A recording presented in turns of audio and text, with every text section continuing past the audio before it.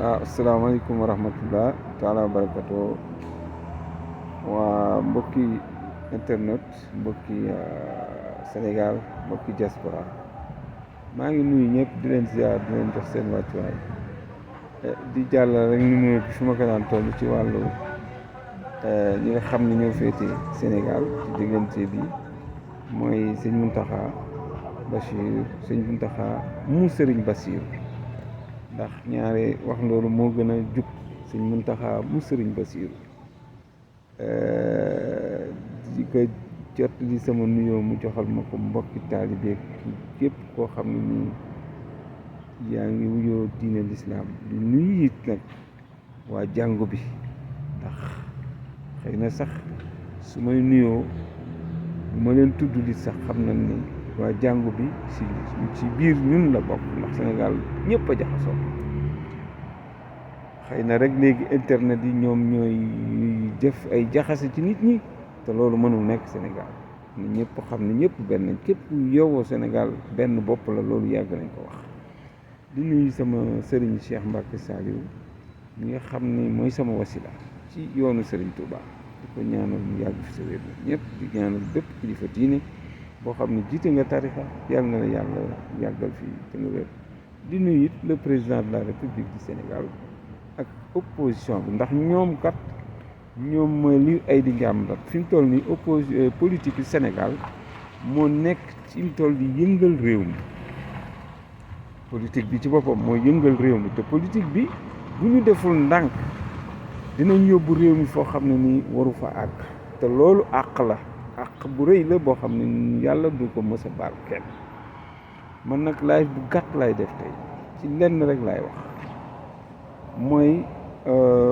li nga xam ni démb xew na Sénégal rassemblement boobu nga xam ni préfet bi da ko yéex a génne loolu jaaduwul gis nga fii marche ak ay affaires yooyu kenn warul hésiter ku ñaan pour marche dañ la war a jox parce que loolu constitution moo ko wax ku ñaan dañ la war a jox rapidement nga marche ndax policiers yi nga xam ni force de sécurité mën nañoo encadrer ba du am débordement suñ leen bàyyi rek ñoom xarañ nañu xarañ boo xam ne dañ leen encadrer ba même bu amee ay ñu leen infiltrer ay samba boy policiers yi mën nañ leen détecter jàppale kon marche boobu ñu yéex a jox autorisation maa ngi wax préfet bu mu bokk ci affaire politique les préfets la liir waay ndikk waay ak l'administration du ñoom waruñu bokk ci politique de ñoom dañoo war a neutre di doxal yoon wi yoon waaye di def leen ne parce que Benno Bokk Yaakaar bu fekkoon ñoom ñoo def demande bi mais wóor na duñ ko bañ kon nag nañu bàyyi Sénégal il faut mu bàyyi parloo nañu bàyyi loolu démb yéex gi ñu ko joxe yéex googu ñu ko yéex a joxe loolu moom jaaduwul dafay mel ni même su fekkee dem na ba ci biir mu xam ne war na ko joxe war naa reculer kon moom xelam mu ngi ci politique na ngeen bàyyi préfet yeeg gouverneur di ngeen waa politique yéen état ngeen te état dafa war a neutre ñii nag dañoo jaxase état ak parti loolu moo tax ñuy defi erreur mais état bu xasee ba jug amul xàjj ak seen loi bu xasee ba jug amul xàjj ak seen ñëpp la yemale dootul xàmmee kenn kii sa mbokk la wala kii ci ab Macky Sall la bokk kii ci Sonko déedéet loolu ku ko ci defit gis nga nag def yii ñuy def wane na ni sénégalais yi ci boppam ñoo ñemewul yàlla ndax gis nga parparloo képp ku koy def ku ne yàlla tëkku na loolu amul yoon kuy dem ba ni damay doxalal dëgg rek waaw mais nag quand même heureusement ba bàyyi nañ leen ñu def seen manifestation mais manifestation bi na ci jàngat am jàngat bi xam nga mooy lan mooy Macky Sall président lii ma gis démb war na koo jàngal léegi définitivement liy xew mooy moom mënatul gagner élection c'est fini pare na li ma gis démb rek te kat lee génn ab ferñeent la de ferñeent ñoo génn ndax ferñeent gi mooy la génn la des ci génn dem ca manifestation bi ëpp juróom-ñaar fukki junni yoon man xam naa loolu parce que nag yàlla mooy dogal li yàlla dogal mooy yàlla dogal na préparé na kenn ba ni kii laa tànn pour le moment ba à la preuve du contraire mel na ni yàlla Ousmane Sonko la tànn mais nit nag su fekkee ni nit yàllaa ko tànnal boppam waaye bàyyi koog yàlla mu tànnal ko boppam. kon nag fii war na nekk signal boo xam ne ni benn mu defaraat toogaayam Farba moom nga xam ne fi mu toll mbiram li ko dal dafa weer président parce que war na ñëpp xam nañ ni amul xaalis bu muy fay ko wala dara te ñëpp xam nañ ni xaalis boobu mu xam moom lañ ko jël mu nekk ci moom ñëpp xam nañ du xaalis bu lew waaye it ñëpp danañ xam ne président bi rek moo ko jox loolu la ñuy wax parce que fan la koy jëlee fan la war a jëlee boobu xaalis ay milliards loolu ba pare mais kon liñ doon duñ jiin président bi yëpp dëgg la kumba am ndey kumba amul ndey kon jàngat yi yëpp ma gis démb war naa tax président Macky Sall jéem a xool nan lay génn bu rafet parce que mënatul gagner élection ça moom c'est clair kon bañ a def ni nga xam ni Abdoulaye Wade dem na élection nga gagné ko gagné bu metti loolu yi boo moytul boo ko defee tey boo forcé woon def ko loolu lay mujjee rek liñ defoon Abdoulaye Wade Sénégal moo mel noonu ku mu jàpp na la ku mu xas ba du moy la lii ma gis du moy la li ci des nag mooy naxante xam na la ñuy naxante fexe ba yow problème yi nekk Sénégal muy enseignement bi muy njàng muy santé bi loo ci mën a defar gaaw loo ci mën a rectifier gaaw balaa 2024 bàyyi nit ñi nga xam ñoo représenté wu pour dem présidentielle nga bàyyi leen organiser bu rafet jub xocc xool kan la yàlla tànn kan la peuple bi tànn lii rek moo fi sës kon man lii laay digal président de la république te nag élection yi ngeen bëggee mu am effectivement na bàyyi ñëpp dem na même ñamu dindi woon laa ñi nga xam ni conseil direction des élections dindi na leen dañ leen war a jëlaat ñoom ñëpp dugal leen ci liste bi ña nga xam ne din ñëpp bokk ñu xool ku mu neex nga woteel ku la neex loolu mooy affaire bi léegi pour lijjanti problème bi parce que sinon problème dina am te man dama yërëm force de sécurité ñoom ay ordre la ñuy déglu te ordre yi ñuy déglu neexu leen man xam naa ni force de sécurité li ñuy def ni neexu leen mais li leen tënk mooy seen institution ni mu doxee seen institution mais wóor na ma ni policiers yi ngeen di gis ni ñu ngi sànni ay làkk mais neexu leen mais buñ ko deful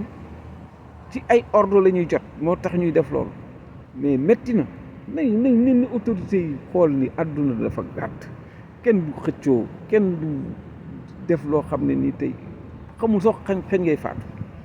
waaye nañ ñu dimbali ñuy wutal jàmm suñu réew man de li may joxe lancé mooy na direction des élections def benn rapport d'après la situation qui se passe dans le pays et qui peut générer des catastrophes, qui peut générer même une guerre civile. Cela, quand même, pour le sauver, moi j'aurais préféré que la direction des élections revise tout ce qu'il y a en guise de repêcher tout le monde, que ça soit Bougane Gueye, que ça soit les autres, ñëpp nañu bokk ci élection yi lii mooy seule solution pour mettre le pays en paix. Si on ne le fait pas, moi je sais qu'il y aura des problèmes. lii nag dama ko artu lii mooy dëgg gannaaw ñi nga xam mënuñoo éliminer ñi nga xam def nañ erreur muy ñi gën a nekk mag yàlla moom moo leen nattu ci loolu parce que dañoo def présidence pour fëqastal nit fan ñoom ñaam ñëpp fëqastalu àndaaleeg ki nga xam moom lay janganteel ñu fëqastalu kon fëqastu na leen ñu bëgg a bàyyi kenn ki daaneel kenn ki loolu warul mën a ne kon nag li fi sës mooy bàyyi ñëpp ñu dem élection te lii moo war a ne képp ku 8 listes yooyu ñu éliminé woon yëpp nañ bokk plus de ñii fi nekk mu que ça soit 15 12 ñoom ñu dem daanañ fi def ay 40 partis yoo xam dañuy dem élection lii mooy seule solution moo wax leen ko ñu dégg ko ñun ko léegi nag état bi nañu def attention peuple bi ma gis ñu déterminé lañ te li ñu bëgg xam nañ ko li tax Macky Sall gars yi bëgg ko weddi xam naa ni ci mbiru loolu ñuy tudd dañuy ragal ni def ca ànd muy góor jigéen ndax na mu tontoo woon loolu moo tax donc na def ndànk Macky maa ngi lay ñaax fexeel ba Sénégal bañ a tàkk te yow rek ci sa loxo la ne bis bu Sénégal tàkkee yàlla tere kenn du responsable ñu jiite rek lañu wax parce que ñoom loi bi xam na loi bi buñ ko bàyyi woon mu libre rek lu muy dox lu muy def dina ko xam te ne mais loi bi dafa mel ni ci benn parti dañu leen a tënk ci benn affaire te loolu it baaxul ci ñoom ndax ëllëg li ñu signé woon prêter serment ëllëg dinañ jàkkaaroog suñu borom nañu def attention. kon jàngat bii démb ci ñu génn rek mooy wane ni Macky Sall mënatoo gagné élection mënatul nekk moins que nga force nga def élection électronique boo xam ne nii da ngay forcé boo forcé wul moom te forcé baaxul forcé day indi jiixi jaaxa ci réew ak ay problème donc daal na taxawal matawaay jéem a préparé wu le 2024 mu def élection yi normal organiser ko ba mu rafet bàyyi Benno Bokk Yaakaar sax jéem a bokk ci kenn nekk candidat ci ñoom mu tànn kenn ñu dem élection buñ ko gañee mu xam ne gañe nañ mu dem ci dem biin bu rafet loolu daal laay digal ñi nga xam ñoo jiite réew di ko digal président parce que nag nañ def attention képp koo xam ne nii tey da ngaa xam ne gis nga manifestation di jéem a rawale xaalis di préparer naan dañ ñuy gañe moo tax léegi foo ma defar sama bopp bala defaral c'est bon waaye nag bàmmeel la nga lay xaar bi bàmmeel dafa fii ku fi waay lekk te mu waru koo lekk dina ko fay soo ko fayu fii di ko fay loolu moom alaa kulli haal ku lekk loo lawul lu mu tuut di nga ko fay boo nangoo nag fay gu metti ay ca bismillah kon nag góorgóorlu leen te xam ni yàlla moo fi teg Ousmane Sonko bu leen ko laal bàyyi leen ko mu dem bu ko Sénégalais yi tànnee mu génn nekk président de la République doolu dara nekk Sénégalais la nekkul feneen Sénégalais pire la donc comme Sénégalais la war naa mën a jiite réew mi te ay xalaatam moo fi ëpp solo ci képp ku mës même Ablaye Wade mi nga xam ne moom mooy le grand Ousmane Sonko vision bi mu am Ablaye Wade sax amu ko ma xamal leen loolu parce que Ablaye Wade il est très fort en matière d'émergence mënul na émerger sax Afrique moo fi ëppam xel mais en matière par exemple d'éthique sur le point qui doit développer l'Afrique c'est Ousmane Sonko qui l'a bien pointé mooy la libération c'est ça il faut qu'on soit libre loolu mooy problème bi te Ousmane foofu la capp baaraam loolu moo tax ñëpp ànd ak moom nit ñi dañoo sonn moo ba tuddee yeew yi askan dañu yeewu dëgg la waxuma Macky Sall moo ñu yeew sax mais européens yi dañu yeew c'est grave waaye nañu xoolaat yàlla ragal ko te jéem a delloo seen xel te xam ne àdduna yàggul day jeex lii daal laa ni woon naa ko leeral lii démb daal wane na ni ñii fi ne jeexal na kon nag ñoom bu nu ni jeexal na nag ñuy profité di rawale ay xaalis nañu jéem a liggéey rectifié wu li des nañu mën a réparer ko balaa 2024 élection yi moom pour maam li ma wax rek nañu repêché ñëpp képp ku dindi woon ci da nga parrainé woon sax nañ la repêché jël leen ñoom ñëpp te ñu dindi affaire parrainage delloo ko ci lii jaadu mooy un nouveau parti qui vient d'atterrir dans la scène politique kooku la ñuy defal parrainage ñi ci des kenn waru leen defal parrainage asalaamaaleykum wa rahmatullah taala wa barakatuh ba beneen